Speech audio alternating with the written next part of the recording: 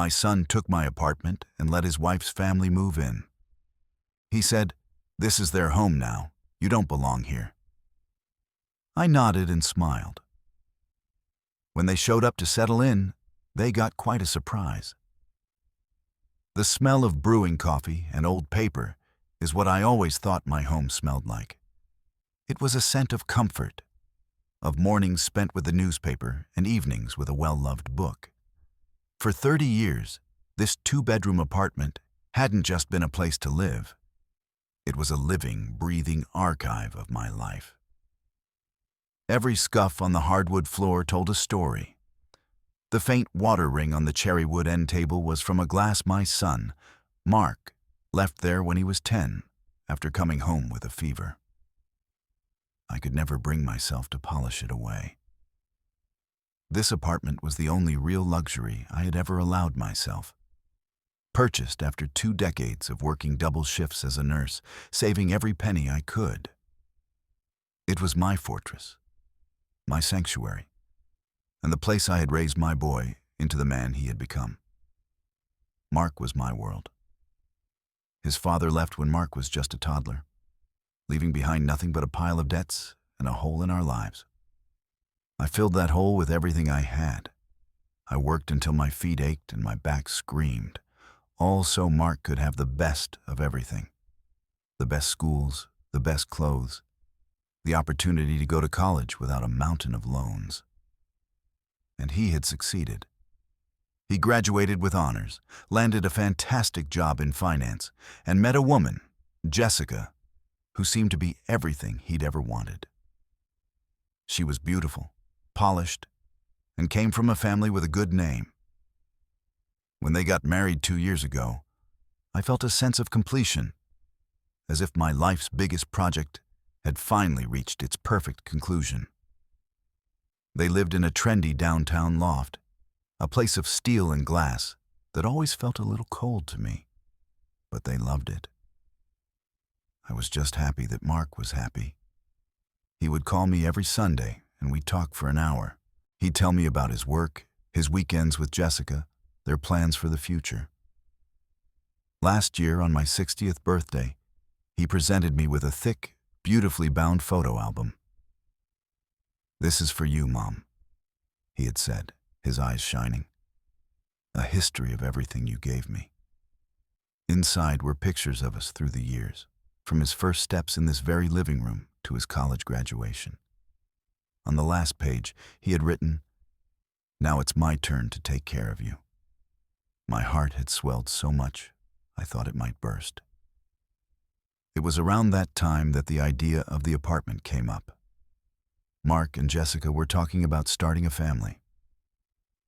"We'll need more space soon, Mom," Mark had said during one of our calls. "That loft is great, but it's no place for a child." My mind immediately went to my apartment. It had a second bedroom, a small park across the street, and a good school district. "You know," I said, the words tumbling out before I had even fully formed the thought, "you could have this place. I was thinking of downsizing anyway. A small 1-bedroom is all I really need." The idea took root and grew quickly. Mark was ecstatic. "Mom, are you serious? That would be incredible. It would solve everything." Jessica, too, seemed thrilled. When she came over, she would walk through the rooms, her eyes gleaming. "Oh, Helen, this place has such good bones. We could really make it beautiful." I didn't think it needed making beautiful. It already was, filled with a lifetime of love. But I smiled and nodded. For my son and for my future grandchildren, I would do anything. We talked about the logistics. Mark said his lawyer would handle the paperwork to transfer the title. "It's just a formality, Mom. A gift tax thing. We'll make it clean and simple." I trusted him completely. Why wouldn't I? This was Mark, my Mark. He brought over some documents one afternoon. I remember the weight of the pen in my hand as I signed page after page. My eyesight wasn't what it used to be. and the legal jargon was a dense forest of words. But Mark pointed to the signature lines, and I signed. "This is it, Mom," he'd said, stacking the papers neatly. "You've just given us the greatest gift imaginable." For a few months, nothing changed. I continued living in my apartment while they looked for a small place for me nearby. Or so I thought. The search seemed to be dragging on. "The market is crazy right now, Mom," Mark would say. "Everything is either a shoebox or costs a fortune." I told him not to worry, that I was in no rush. But I started to notice little shifts. Jessica would come over and talk about renovations. "We'll have to tear down this wall to create an open-concept kitchen," she'd say, gesturing with a perfectly manicured hand. "And all this old furniture will have to go, of course." She said it with a bright, dismissive smile, as if my solid oak dining table, the one where I'd helped Mark with his homework for 12 years, was a piece of junk. Then came the visits from Jessica's parents, the Millers. They were nice enough on the surface, all polite smiles and pleasantries. But there was an air of evaluation about them. Mr. Miller would tap on the walls, checking for studs, while Mrs. Miller would measure windows with her eyes. "It's a very cozy space, Helen," she said once, her tone making cozy sound like cramped and outdated. They started spending more and more time at the apartment, often when I wasn't there. One day I came home from the grocery store to find Jessica and her mother rearranging my living room furniture. We were just seeing how a different layout might work. Jessica chirped, her smile not quite reaching her eyes. "Don't you think it opens up the room?" I felt a knot of unease tighten in my stomach. It felt less like a suggestion and more like a takeover. The phone calls from Mark became less frequent. When we did talk, he seemed distracted, his voice strained. He kept mentioning financial pressures. "The market took a downturn, Mom. A few of my investments went south. It's been a stressful quarter." I tried to be supportive, offering to help, but he would just brush it off. "It's fine, I'll handle it. Don't you worry about it." The final piece fell into place last Tuesday. It was a gray, rainy afternoon. Mark called and asked if he could come over to talk. His voice was flat, devoid of its usual warmth. I knew, with a certainty that chilled me to the bone, that something was wrong. He arrived alone without Jessica, which was unusual. He didn't take off his coat, just stood in the entryway, refusing my offer of coffee. "Mom," he began, not looking me in the eye. "We need to talk about the apartment." He took a deep breath, and the words came out in a cold, rehearsed rush. "Jessica's parents. They've had some bad luck. They lost their house. They have nowhere to go." I waited, my heart pounding a slow, heavy rhythm against my ribs. "We've been talking, and we've decided they are going to move in here," he said, finally looking at me. His eyes were hard, like chips of blue ice. "Jessica needs her family close by, especially now. It's the only solution." I stared at him, my mind struggling to process his words. "Here? But where will I go?" He flinched just for a second. Then his face hardened again. "I found a place for you. It's a senior living community. It's clean and safe. It's about an hour's drive from the city, but you'll have people your own age there." An hour's drive. A senior living community. The words echoed in the sudden, roaring silence of the room. He was sending me away. From my home. From him. "Mark," I whispered, my voice trembling. "This is my home." And that's when he delivered the final, devastating blow. He took a step closer, his expression unreadable. "No, Mom, not anymore." He gestured around the room, at the walls that held my memories, at the furniture that held the imprints of our lives. "This is their home now. You don't belong here. The cruelty of it was so sharp, so absolute, it stole my breath. I felt the floor drop out from under me. 30 years of sacrifice, of love, of tireless work, all erased in a single sentence.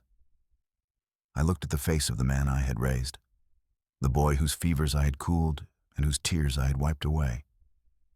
And I saw a stranger. A cold, hard stranger who was carving me out of his life. 1,000 emotions warred inside me. Rage, heartbreak, a grief so profound it felt like a physical death. But on the outside, something strange happened. A calm washed over me, an icy, clear-headed calm. My tears dried up before they could fall. I straightened my back. I looked my son in the eye. I nodded, and I smiled. "All right, Mark," I said, my voice even. "I understand." His shoulders sagged with relief. He had expected a fight, tears, hysterics. My quiet acceptance disarmed him. "They'll need to move in next Saturday," he said quickly, eager to finish the transaction. "Is that enough time for you to pack?" "Yes," I said, the smile still fixed on my face. "That will be just fine." He left quickly after that, avoiding my gaze, a man running from the scene of his own crime.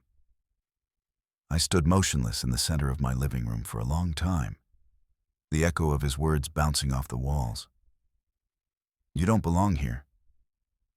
He was wrong. I belonged here more than anyone. And as I stood there, surrounded by the ghosts of a life he had just tried to erase, a plan began to form. A quiet, simple plan. They wanted a surprise on moving day. Oh, they were going to get one. The days that followed were a surreal performance. I became an actress in the final, tragic act of a play I never wanted to be in. On the outside, I was the picture of resigned acceptance. I bought cardboard boxes and packing tape.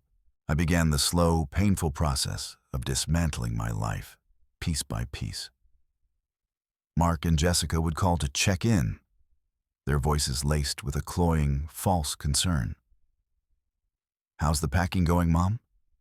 Mark would ask, his tone strained. "It's going well, dear," I'd reply, my voice light and steady. "Don't you worry about me." Jessica was worse. "Helen, we are just so grateful for your understanding," she'd gush. "My parents are thrilled. My mother is already picking out paint swatches.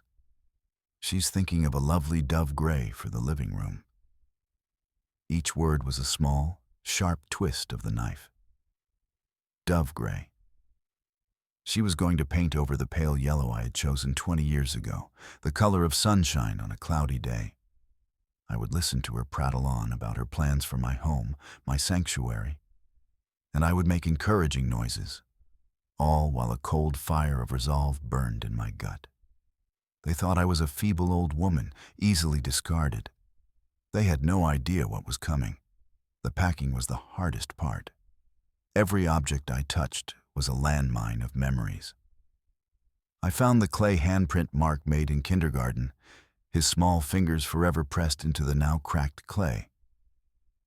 I remembered him presenting it to me, his face smeared with paint, his eyes wide with pride. "For you, Mommy," he had said. I wrapped it in tissue paper with hands that trembled slightly and placed it in a box labeled Keepsakes. I packed the photo albums, the stacks of his old report cards I'd saved, the worn copy of Good Night Moon I must have read to him 1,000 times. With each item, the image of his cold, hard face from that Tuesday afternoon would flash in my mind. This is their home now. It was during this emotional excavation that I found the file. It was in the back of my closet, in a small fireproof lockbox, where I kept important documents. My birth certificate, my passport, and the deed to the apartment. I pulled out the thick folder Mark had given me to sign. I had been so trusting, so willing to believe in the goodness of my son, that I hadn't looked closely. But now I did. I spread the papers out on the dining room table, the one Jessica had dismissed as old furniture, and I read every single word. My heart began to pound, not with fear or sadness, but with a surge of adrenaline. The documents were mostly standard legal forms, full of dense paragraphs about property transfer. But then I saw it. The final, crucial document was the grant deed, the official paper that, once signed, notarized, and filed with the county recorder's office, would legally transfer ownership. My signature was there, at the bottom of the page, just as I remembered. But the notary section was blank. There was no stamp, no signature from a licensed notary public. And a quick call to the county recorder's office confirmed my burgeoning suspicion. No new deed for my property had been filed. Legally, the transfer had never been completed. The apartment was still mine. 100% mine. Mark, in his haste and arrogance, had made a critical mistake. He had assumed my signature was the only thing that mattered. He'd probably planned to get it notarized later and just forgot. Or maybe he thought it wasn't necessary. Whatever the reason, it was his undoing. The knowledge was like a steel rod being inserted into my spine. I was no longer a victim. I was a woman who had been wronged and who now held all the cards. I immediately called my oldest friend, Sarah. Sarah and I had known each other since nursing school.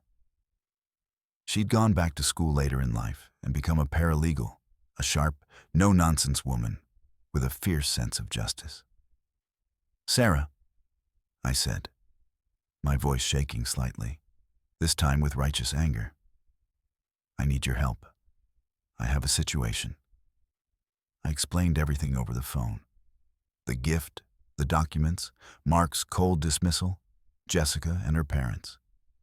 Sarah was quiet for a long moment after I finished. I could almost hear the gears turning in her legally trained mind. "Helen," she said finally, her voice grim. "He tried to swindle you out of your own home. That boy, I have no words." Then her tone shifted, becoming crisp and professional. "Let me see the paperwork. Don't pack it.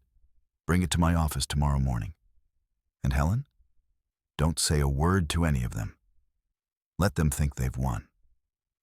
The next morning, I sat in Sarah's small, sunlit office. She examined the documents with a magnifying glass, humming to herself. "Well, well, well," she said, tapping the blank notary section on the grant deed. "Look at that. Mr. Big Shot Finance Guy doesn't know the first thing about real estate law. This document isn't worth the paper it's printed on.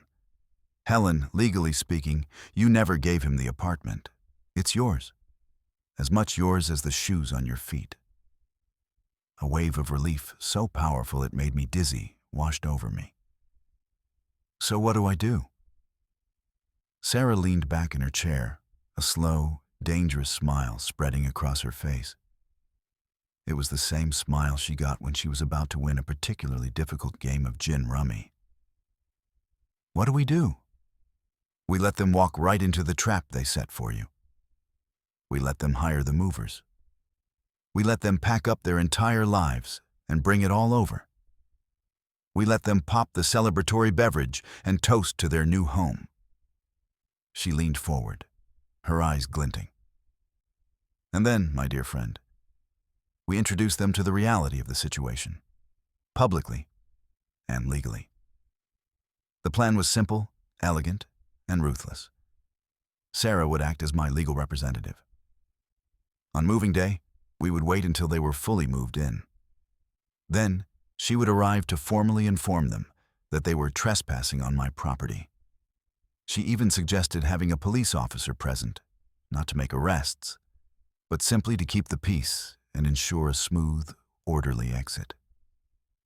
"Are you sure you want to do this, Helen?" she asked, her expression softening. "This is your son. This will burn the bridge between you." There might be no coming back from it. I thought of Mark's face, of his cruel words. I thought of Jessica's smug smile and the Millers sizing up my home like vultures. He had already burned the bridge. He had doused it in gasoline and tossed the match. All I was doing was refusing to let him rebuild it on my ashes. "I'm sure," I said, my voice clear and strong. He made his choice. Now I'm making mine. The rest of the week, I continued my performance. I packed boxes, labeling them with a black marker. Kitchen, linens, books. I even packed a small overnight bag for myself, placing it by the door to complete the illusion. Jessica stopped by on Friday afternoon, a whirlwind of excitement. "Oh, Helen, it's all coming together," she exclaimed, clapping her hands together. "The movers are confirmed for 9 a.m. tomorrow.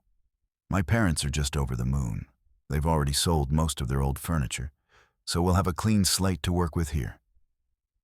A clean slate. My life's work, a clean slate for them. I smiled my vacant, pleasant smile. "That's wonderful, dear. I'll be all ready for them." "You are just a saint, Helen. A true saint," she said, giving my arm a condescending pat. "Mark and I were talking, and we want to do something for you. Once we get the apartment sold and move to the coast, we'll send you a generous check. A little something for your troubles." I froze. Sold? Moved to the coast?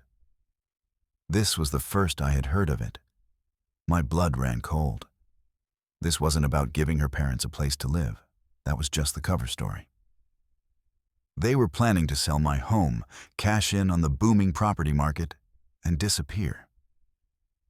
The betrayal was deeper and darker than I had ever imagined. Mark wasn't just trying to house his in-laws. He was liquidating his own mother for a profit. The last flicker of doubt, the last ember of motherly love that might have sought reconciliation, was extinguished in that moment. It was replaced by a cold, hard certainty. They were not going to get away with this. "That's very thoughtful of you, Jessica," I said, my voice a perfect imitation of a grateful old woman. She beamed, completely oblivious. "Of course, we'll be in touch." She gave me a quick, airy hug and left, leaving the scent of her expensive perfume hanging in the air. I stood by the window and watched her get into her sleek, white SUV and drive away. The saint, she had called me.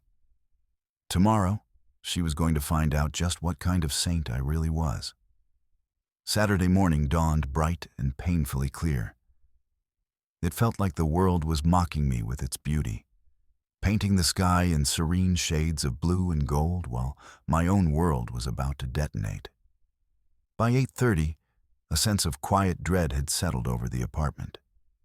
It was the silence of a home holding its breath. I sat in my favorite armchair, the one with the worn floral pattern that Jessica despised, and drank a cup of coffee.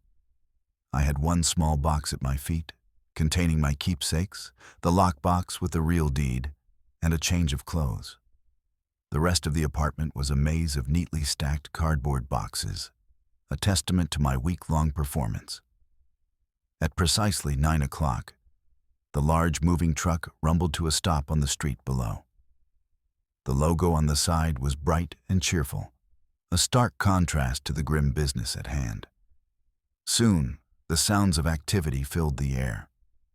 The beeping of the truck backing up, the clang of the metal ramp hitting the pavement, the cheerful shouts of the movers. Then, the doorbell rang. I took a deep breath, smoothed the front of my simple dress, and walked to the door. Standing on my welcome mat were Mark, Jessica, and her parents, Bob and Carol Miller. They were all beaming, their faces alight with triumphant smiles. Jessica was practically vibrating with excitement. "Good morning, Helen," she sang, stepping past me into the entryway. Big day. It certainly is, I replied, my voice calm. Mark wouldn't meet my eyes. He gave a curt nod and immediately started talking to the movers who were coming up the stairs. Okay, guys, the big stuff from the living room first. The entertainment center, the couch, all of it. Bob and Carol Miller entered as if they were royalty returning to their castle. Oh, it looks so much bigger with everything packed up, Carol said, her eyes already mentally placing her own furniture. Bob, the sideboard will look perfect against that wall. They swarmed the apartment, a conquering army taking possession of new territory. For the next 3 hours, I was an invisible ghost in my own home. I sat in my armchair, a silent, still point in a whirlwind of motion. They directed the movers with crisp efficiency. My furniture, my lamps, my rugs, the physical manifestations of my life, were carried out, one by one. I watched my sturdy oak dining table disappear down the hallway and felt a pang, not of loss, but of anger. That table had hosted 60 years of my birthdays. It had supported Mark's elbows as he struggled through algebra, and they were likely taking it straight to a donation center. Jessica was in her element, a general commanding her troops. She had a clipboard and was checking items off a list. Every few minutes, she'd shoot a sympathetic glance my way. "Don't you worry, Helen. We'll have this all out of your way in no time," she'd say, as if she were doing me a favor by dismantling my existence. Once my apartment was emptied, their things started coming in. It was a deluge of modern, minimalist furniture. A massive gray sectional sofa that dwarfed the living room. A glossy white media console. Sleek, chrome and glass tables. The character and warmth of my home were being systematically erased and replaced with the cold, impersonal aesthetic of a furniture showroom catalog. Carol Miller supervised the placement of every item, her voice sharp and commanding. No, a little to the left. It needs to be perfectly centered." Mark was a bundle of nervous energy.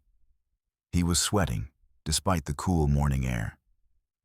He was trying so hard to be cheerful, to act like this was a joyous family occasion, but his guilt was a visible aura around him. He kept darting glances at me, seated silently in my corner, and then quickly looking away. He was hoping I would just fade into the wallpaper, a relic of a past that he was eager to shed. He had no idea I was the main event, waiting patiently for my cue. By noon, the move was complete. The last of the Miller's boxes was stacked in the second bedroom. The moving truck had rumbled away. The 4 of them stood in the center of the living room, a victorious tableau. Bob Miller opened a cooler he'd brought and pulled out 4 bottles of sparkling cider.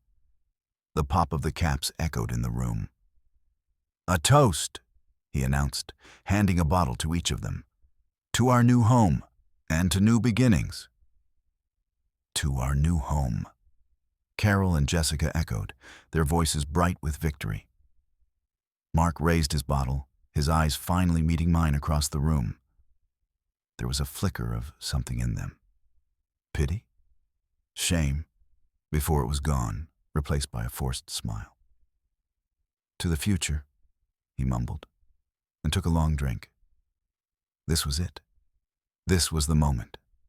My heart was a drum against my ribs. I had arranged with Sarah that she would arrive at 12:15. I glanced at the small clock on the cable box. 12:14. "Well, Helen," Jessica said, turning to me with an air of finality. "I've called a car for you.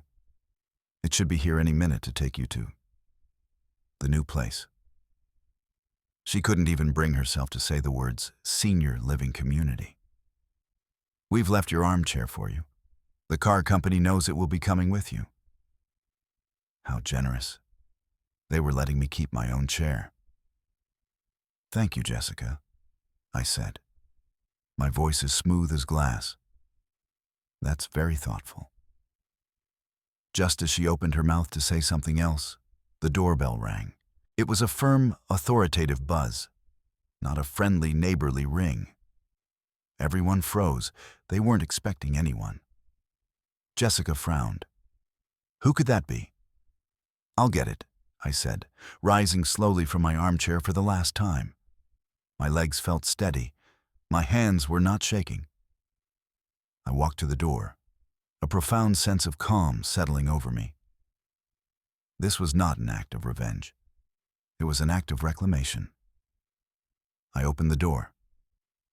Standing there was my friend Sarah, dressed in a sharp navy blue pantsuit, holding a leather briefcase. Beside her stood a uniformed police officer, a tall, stoic man whose presence immediately changed the atmosphere in the room from celebratory to serious. "Good afternoon," Sarah said, her voice clear and professional, loud enough for everyone in the living room to hear. "I'm Sarah Chen, and I am the legal representative for the owner of this property, Helen Gable." She gestured toward me.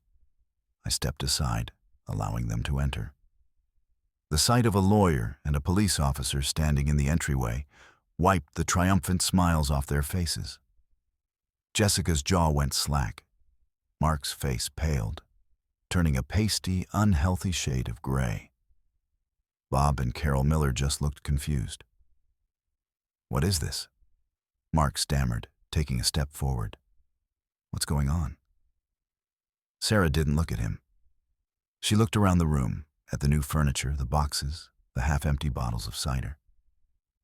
"It appears," she said, her voice dripping with ice, "that there has been a significant misunderstanding.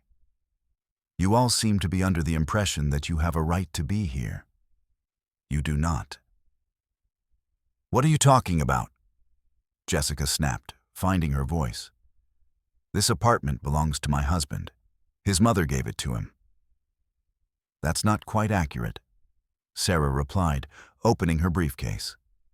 She pulled out a document. "A gift of real estate requires a legally executed and filed grant deed.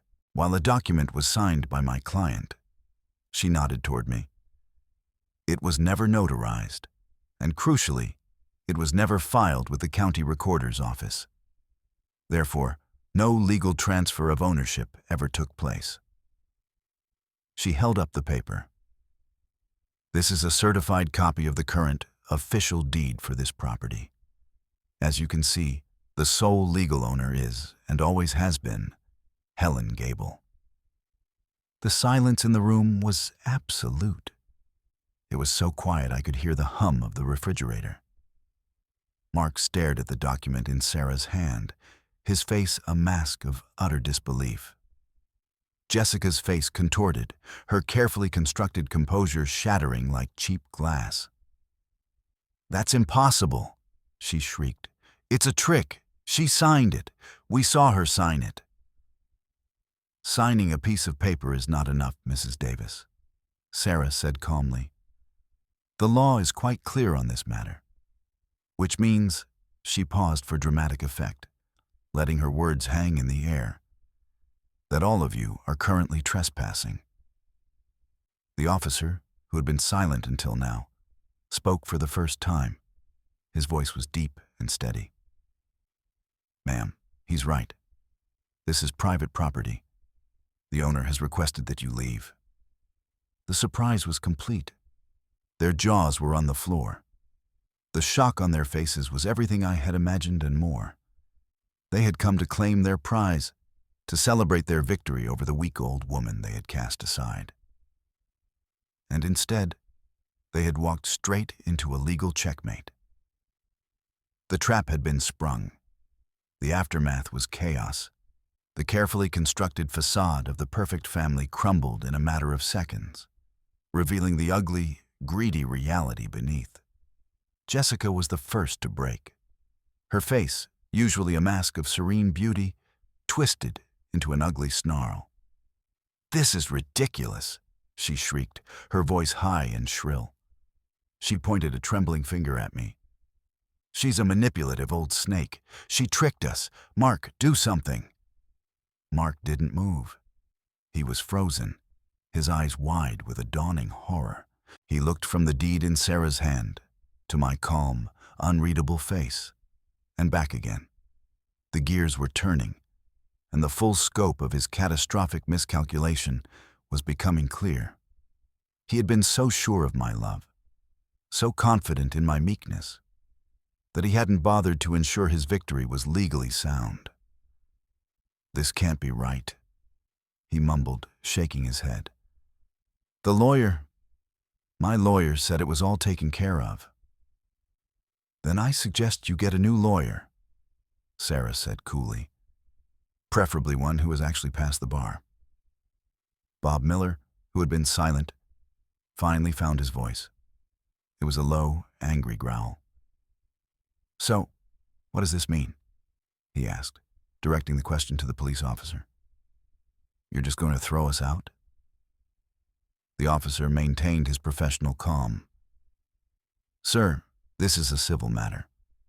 But as of right now, you are on private property against the owner's wishes. The owner," he nodded at me, "has asked you to vacate the premises. My presence here is to ensure that happens peacefully." His hand rested lightly on his belt, a subtle but clear message that he would tolerate no nonsense. The reality of the situation finally sank in. They had to leave. They had to take their brand new furniture, their boxes, their shattered dreams of a quick and profitable real estate flip, and get out. Jessica turned on Mark, her eyes blazing with fury. This is your fault," she hissed, her voice low and venomous. "You told me it was a done deal. You promised me everything was handled. You are incompetent." I thought it was," Mark stammered, looking utterly defeated. "I didn't know." "You didn't know," she laughed, a harsh, ugly sound. "You're a finance guy. You deal with contracts and documents every single day, and you couldn't handle one simple property transfer? You let your senile old mother outsmart you." The word senile hung in the air. I met Jessica's furious gaze, and for the first time, I let a small, genuine smile touch my lips. It seemed to enrage her further. "What are you smiling at, you old witch?" she spat. Before I could answer, Carol Miller stepped forward, her face a mask of performative concern.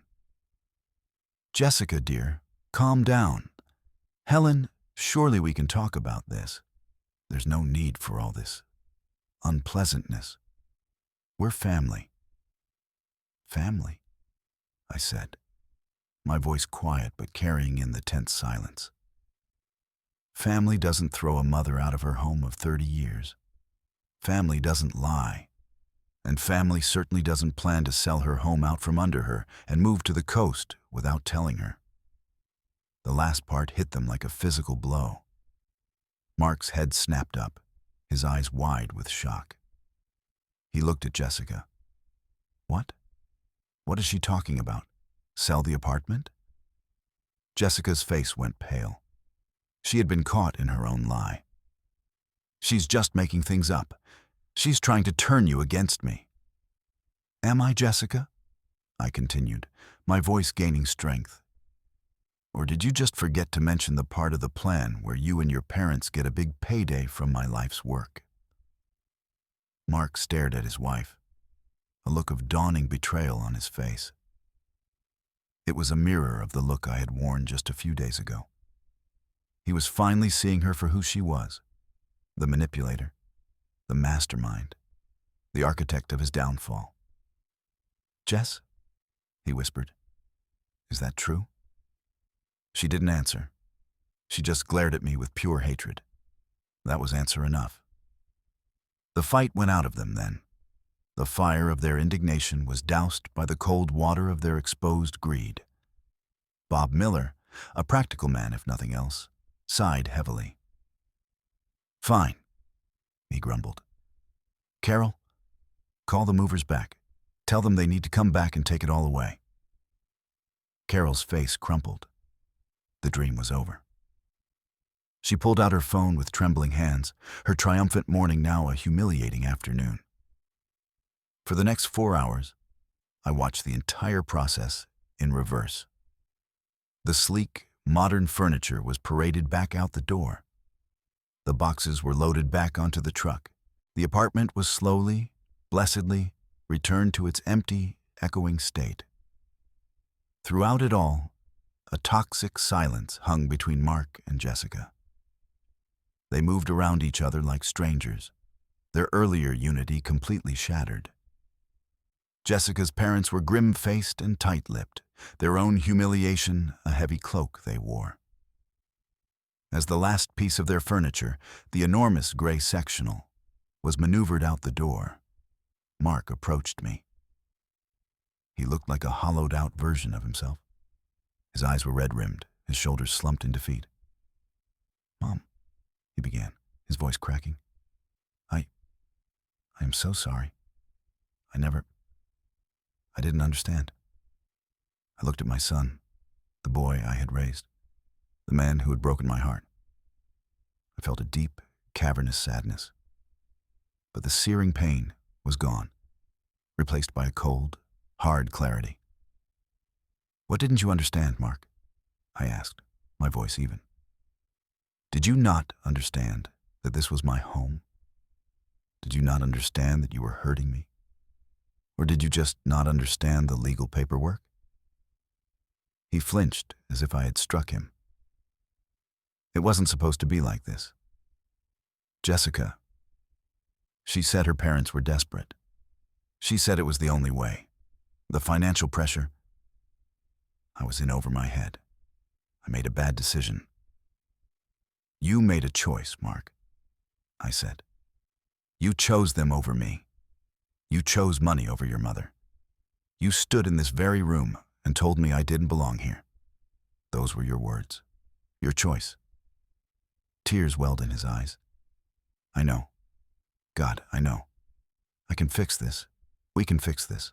I'll leave her. I'll do anything. Please, Mom. Don't shut me out." I looked past him, to where Jessica was watching us, her arms crossed, her face a mask of cold fury. This wasn't something that could be fixed with a few tears and a desperate promise. The trust, the foundation of our entire relationship, had been pulverized.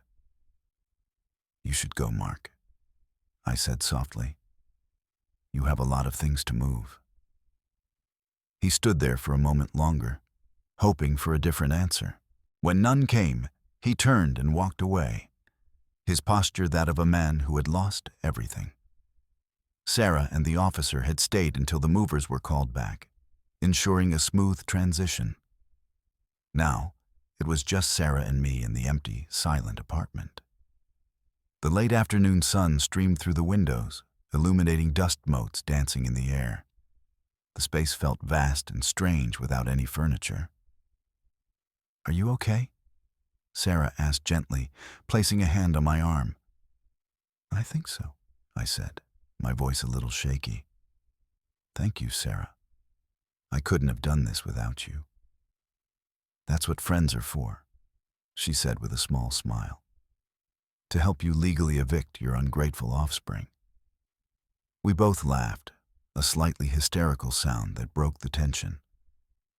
As she was leaving, she turned at the door. "He'll be back, you know," groveling. "You need to decide what you're going to do when he does." I knew she was right. This wasn't over. It was just the end of the first battle. I walked through the empty rooms of my home. My home. The words felt solid and real again. The walls were bare, the floors were empty. But it was mine. It was still my fortress. A fortress that had been breached, but whose walls were now stronger than ever. The silence was no longer dreadful. It was peaceful. It was the sound of my life being handed back to me. The days following the great eviction were the quietest I had ever known. The apartment, stripped bare, echoed with every footstep.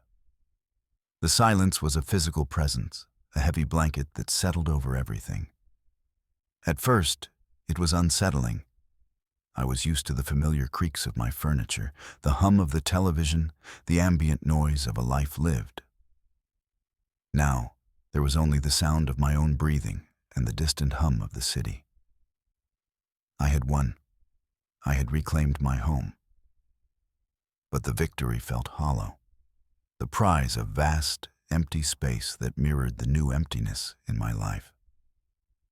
I had expected to feel triumphant, but mostly I just felt tired and profoundly sad. The anger that had fueled me through the ordeal had burned out, leaving behind the cold ashes of grief. I wasn't just grieving the son I had lost, but the son I thought I had. The loving, devoted boy from the photo albums had been a ghost all along, replaced by a man I didn't know, a man who had been willing to trade his mother for a profit. My phone started buzzing within 24 hours. A torrent of text messages from Mark. "Mom, please call me. We need to talk. I've made a terrible mistake. Jessica and I are fighting. It's bad. Please, Mom. I'm so sorry. I love you." Each message was a small, desperate plea. I read them, my heart aching with a dull, familiar pain. And then I would set the phone down without replying. What could I say? What could he say? Sorry was a word for spilling a cup of coffee, not for attempting to shatter a person's life. A week later, a bouquet of flowers arrived.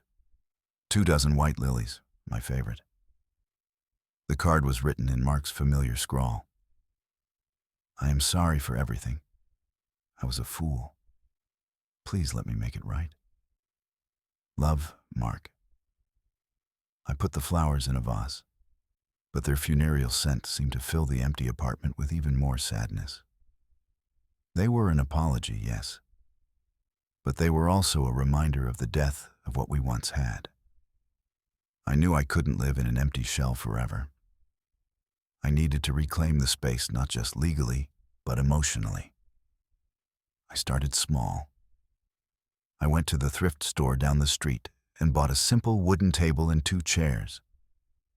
They were mismatched and a little wobbly, but when I set them up in the kitchen, the room started to feel like a room again. I bought a new coffee maker and a cheap radio. The sound of music, even from a tinny speaker, began to push back against the silence. One afternoon, while searching online for a new bed, I stumbled upon something that made my blood run cold. It was a real estate listing, a coming soon ad for a beautifully renovated 2-bedroom apartment in a prime location. The photos were slick and professional, showing a space with gray walls, a brand new open-concept kitchen, and staged, minimalist furniture. It was my apartment, or rather, it was Jessica's vision of my apartment. The listing described it as a perfect investment opportunity and highlighted its potential resale value.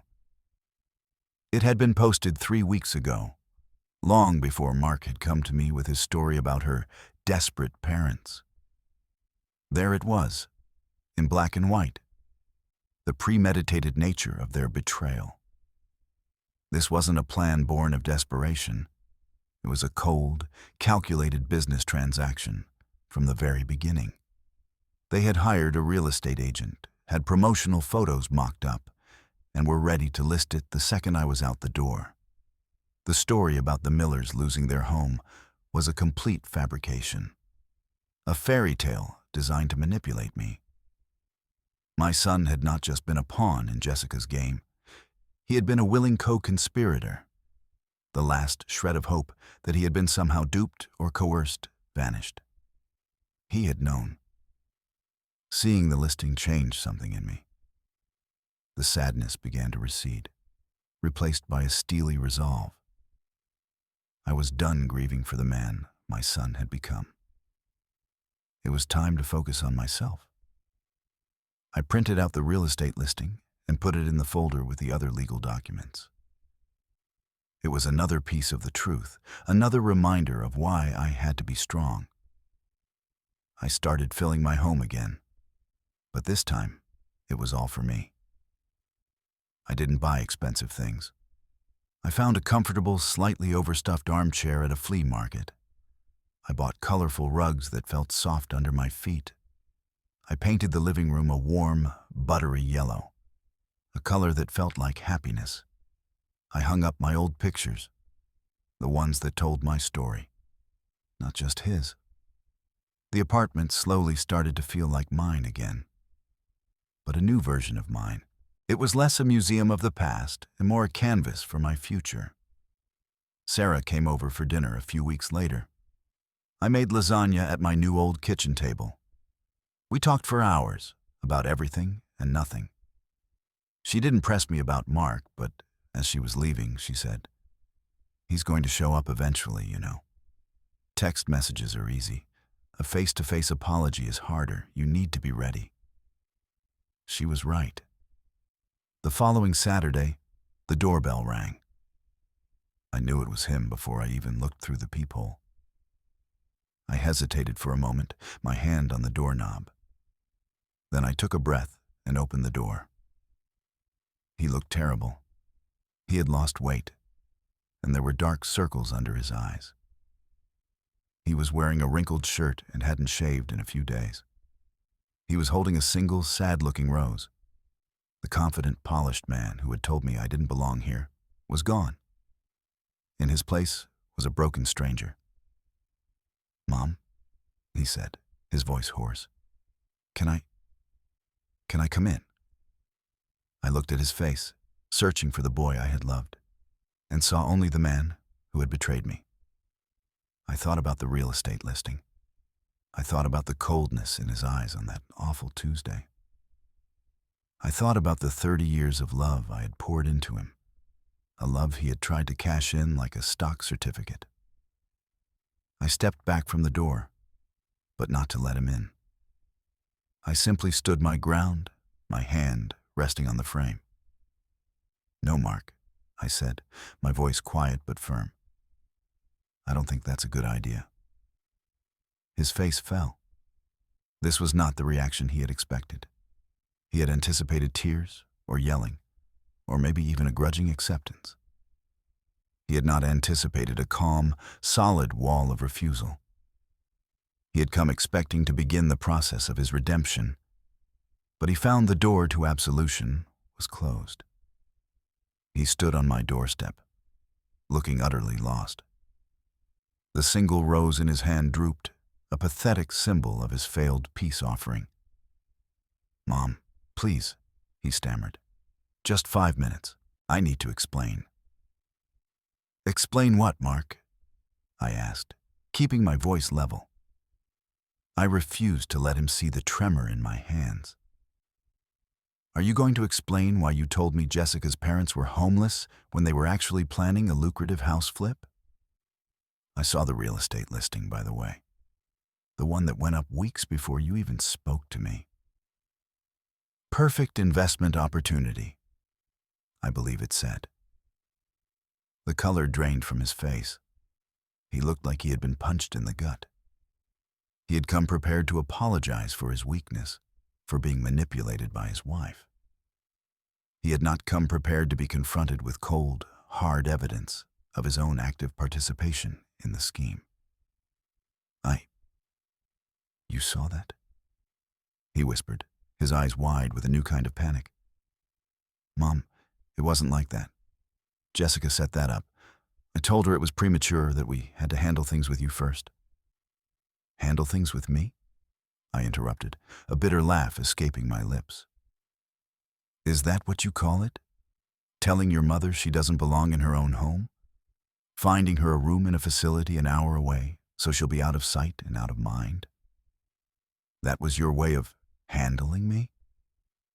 He had no answer. He just stared at the ground, the shame radiating off him in waves. He had been caught, completely and utterly. His narrative of being a well-intentioned but weak man, misled by a scheming wife, had been dismantled. The truth was far uglier. He was a co-conspirator. "She's gone," he said suddenly, looking up at me, his eyes pleading. "I left her. The day after, after everything. I packed a bag and I left. It's over. I chose you, Mom. I'm choosing you now." The words were meant to be a grand gesture, a definitive statement of his loyalty. But they landed with a dull thud. It was easy to choose me now. It was easy to abandon the sinking ship once it had already hit the iceberg. Where was this choice when he was standing beside her, toasting to their new home? "You didn't choose me, Mark," I said softly.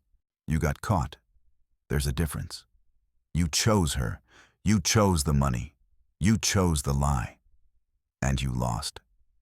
And now you're here at my door because you have nowhere else to go. You're not choosing me. You're just out of other options." Each word was a careful, deliberate stone laid in the wall I was building between us. He flinched, but he didn't deny it. He couldn't. "What can I do?" he asked, his voice thick with desperation. "Tell me what I can do to fix this. I'll do anything." I thought for a long moment. What did I want? Did I want him to suffer? No. Did I want revenge? I'd already had my justice. What I wanted was something he could never give me. I wanted to turn back the clock. I wanted the son who had made me a clay handprint in kindergarten.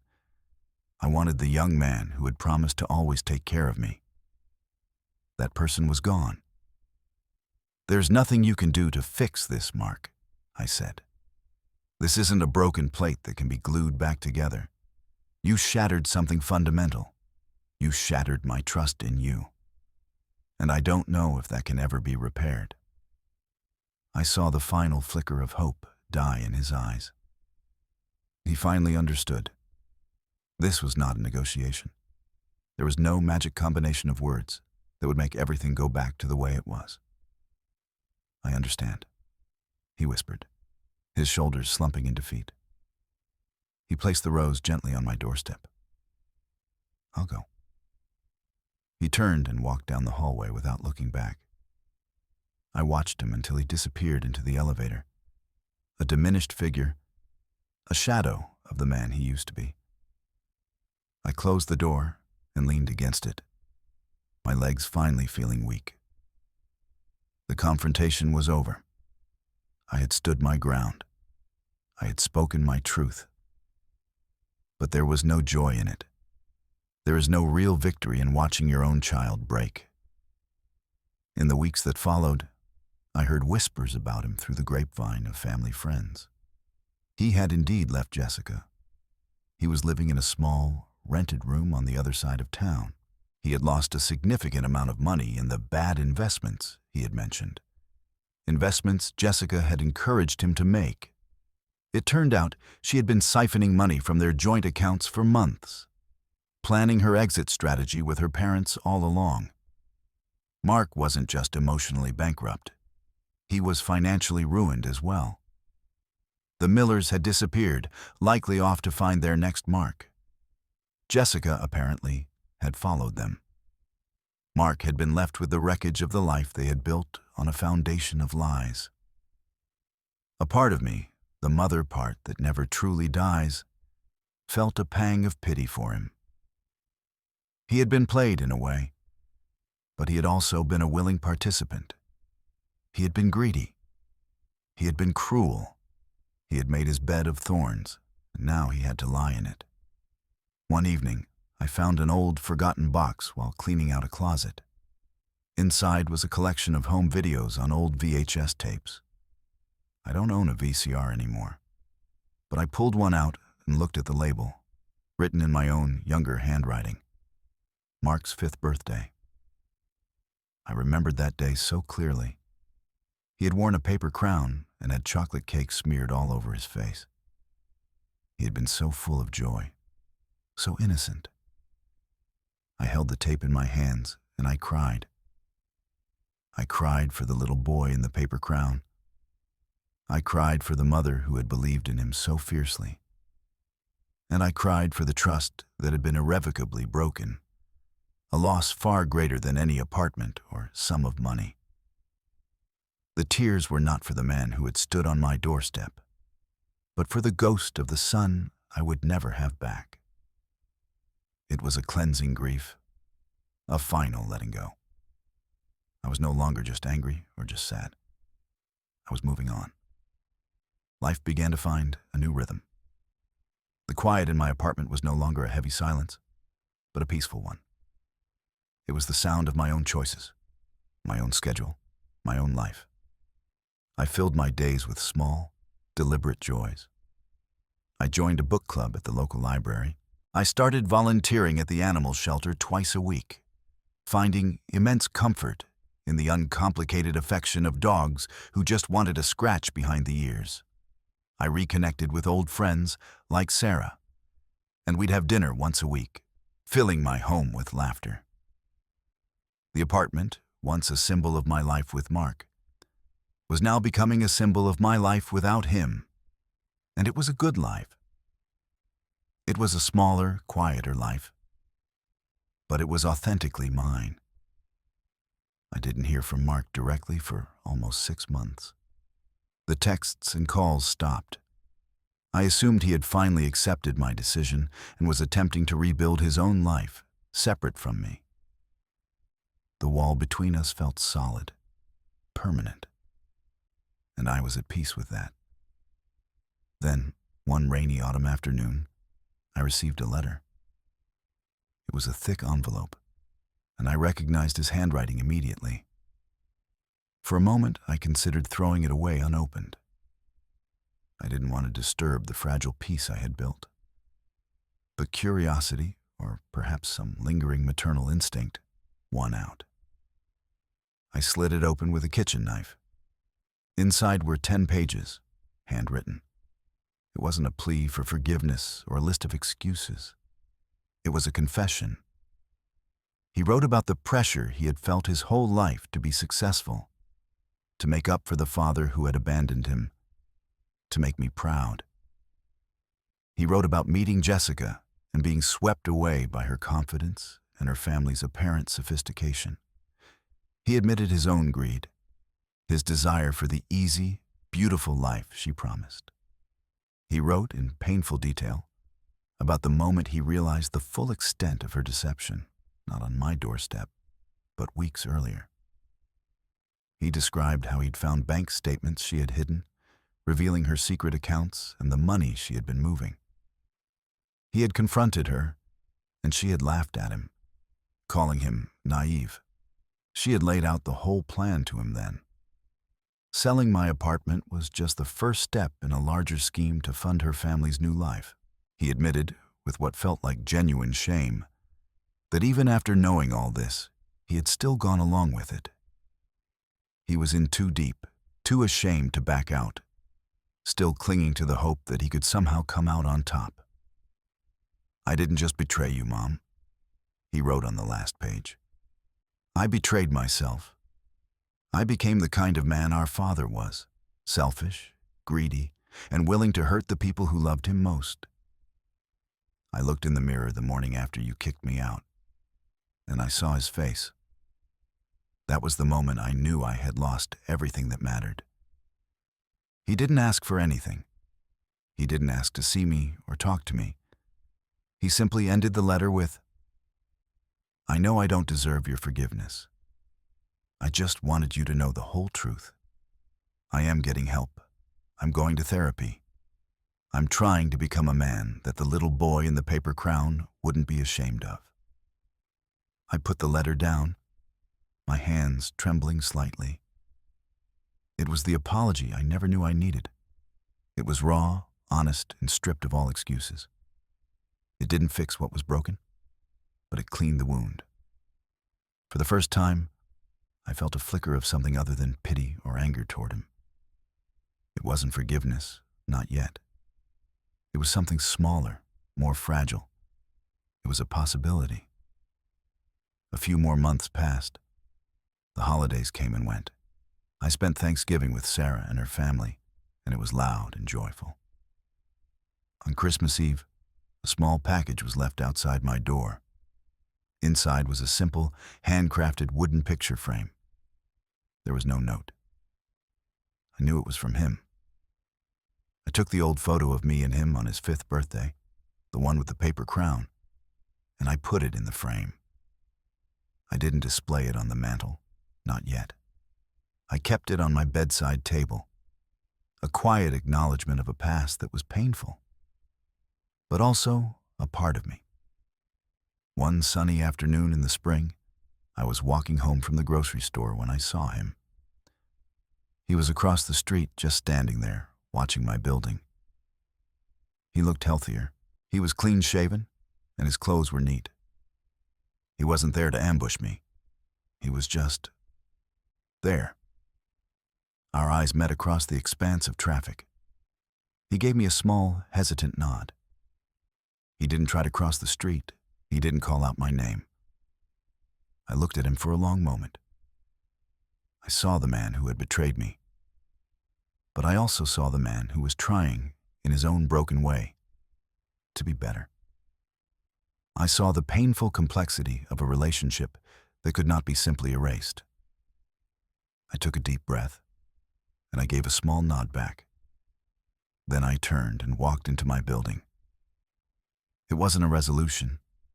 It wasn't a happy ending where we all hugged and made up. Trust, once shattered so completely, cannot be rebuilt in a day or a year. Perhaps it can never be fully restored. But it was a beginning, a quiet acknowledgement that we shared a history that could not be undone, and perhaps a future that was not yet written. I walked into my apartment, my home. The sun was streaming through the windows, illuminating the warm, yellow walls. It smelled of coffee and lemon polish, the scent of my new life.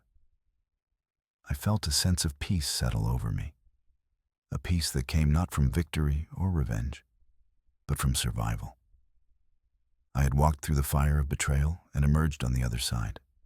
Scarred, yes, but whole. I was stronger than I ever knew. I had lost a son, but in the process, I had found myself. And that was a foundation no one could ever take from me again.